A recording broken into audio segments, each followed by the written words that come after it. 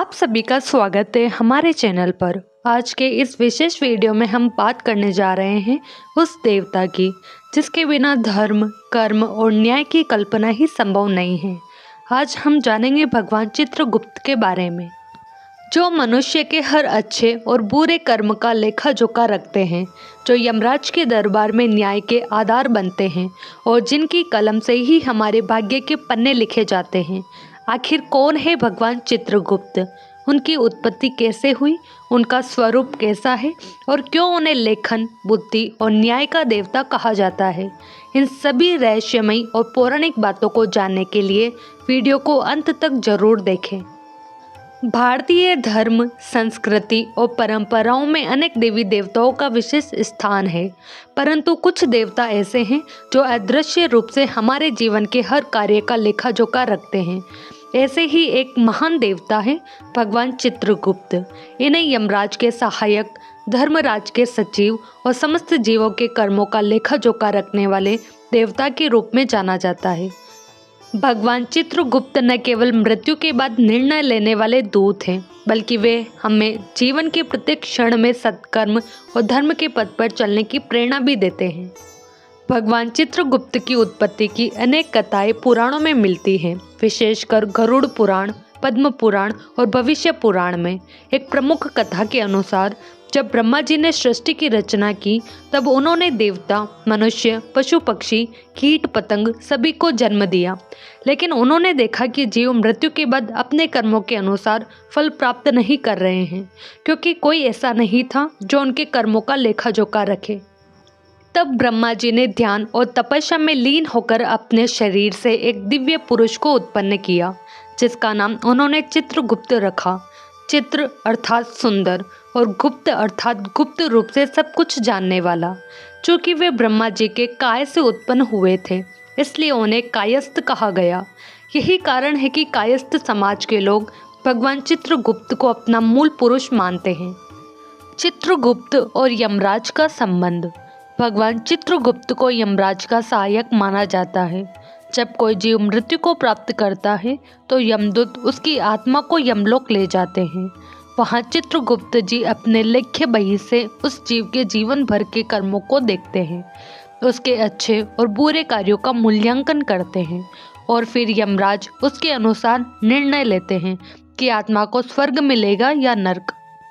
चित्रगुप्त जी के पास प्रत्येक जीव का कर्म लेखा होता है।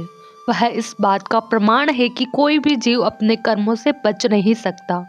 यही कारण है कि हिंदू धर्म में सदाचरण, सत्य, धर्म और सेवा को अत्यंत महत्व दिया गया है। भगवान चित्रगुप्त की पूजा विशेष रूप से यम द्वितीया, भाई दूज के अगले दिन चित्रगुप्त पूजन के रूप में की जाती है।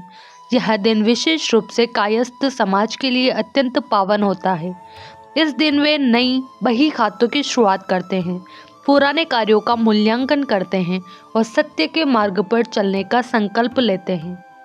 इस दिन लोग कागज, कलम, दवात आदि की पूजा करते हैं, क्योंकि ये चित्रगुप्त जी के प्रमुख उपकरण माने जाते हैं।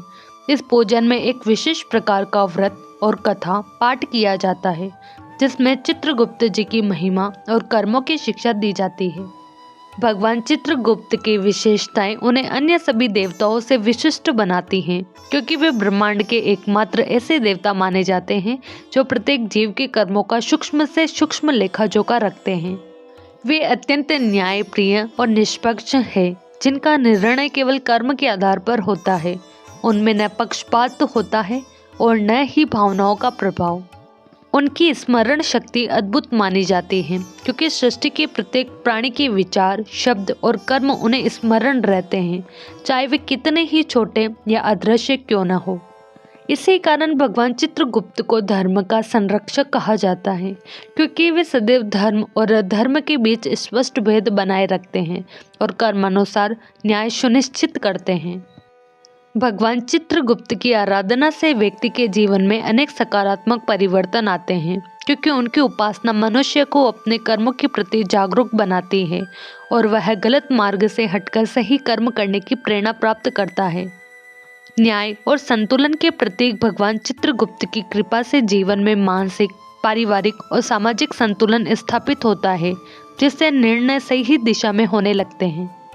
उनकी पूजा, लेखन, गणना, स्मरण शक्ति और निर्णय क्षमता को मजबूत करती है, जिससे बुद्धि और ज्ञान में निरंतर वृद्धि होती है। साथ ही मान्यता है कि भगवान चित्रगुप्त की आराधना से पितृदोष की शांति होती है और पूर्वजों का आशीर्वाद प्राप्त होकर जीवन में सुख, शांति और उन्नति का मार्ग प्रशस्त होता है।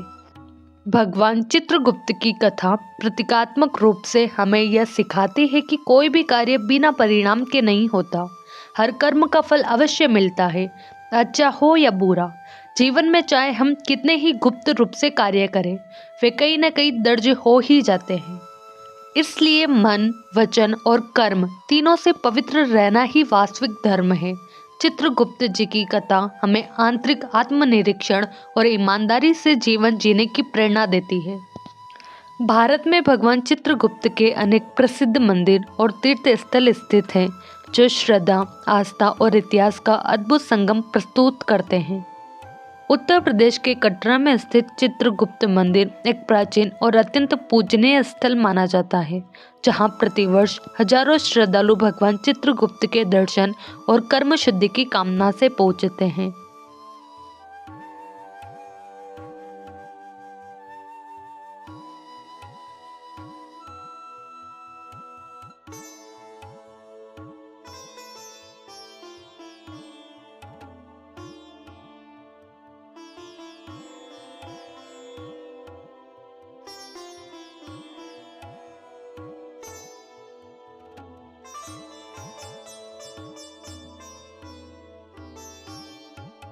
मध्य प्रदेश के खजुराहो में स्थित चित्रगुप्त मंदिर अपनी प्राचीन स्थापत्य कला और ऐतिहासिक महत्व के लिए जाना जाता है तथा यह खजुराहो के विश्व धरोहर स्थलों में एक विशेष स्थान रखता है।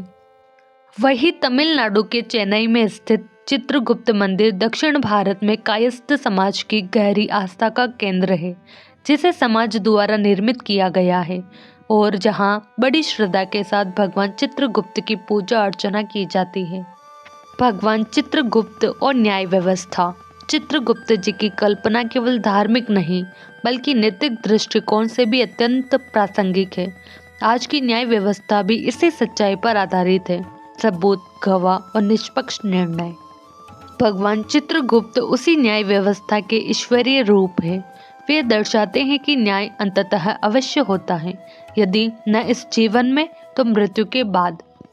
आधुनिक जीवन में जब लोग भौतिकता और तात्कालिक लाभ के पीछे भाग रहे हैं, तब भगवान चित्रगुप्त की कथा और अधिक प्रासंगिक हो जाती है। यह कथा हमें जीवन के दीर्घकालीन परिणामों की ओर ध्यान देने को प्रेरित करती है। इसके अनुसार चाहे हम समाज में कितने ही प्रतिष्ठित क्यों न हो, लेकिन यदि हमारे कर्म अशुद्ध हैं तो चित्रगुप्त के लेख से बचना असंभव है। इसका अर्थ यह भी है कि आत्म सुधार, पश्चाताप और सत्कर्मों के माध्यम से हम अपने जीवन को श्रेष्ठ बना सकते हैं। ईश्वर का लेख कभी त्रुटिपूर्ण नहीं होता, लेकिन वह दयालु भी है। यदि हम सच्चे हृदय से सुधार की ओर अग्रसर हो तो चित्रगुप्त जी की कृपा से भविष्य सुधारा जा सकता है। चित्रगुप्त जी की मूर्ति और स्वरूप। भगवान चित्रगुप्त की मूर्ति सामान्यतः एक सिंहासन पर बैठी होती है।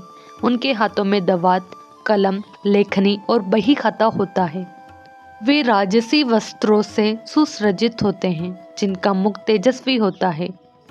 उनके मुखमंडल पर गंभीरता, न्यायप्रियता और सौम्यता स्पष्ट झलकती है।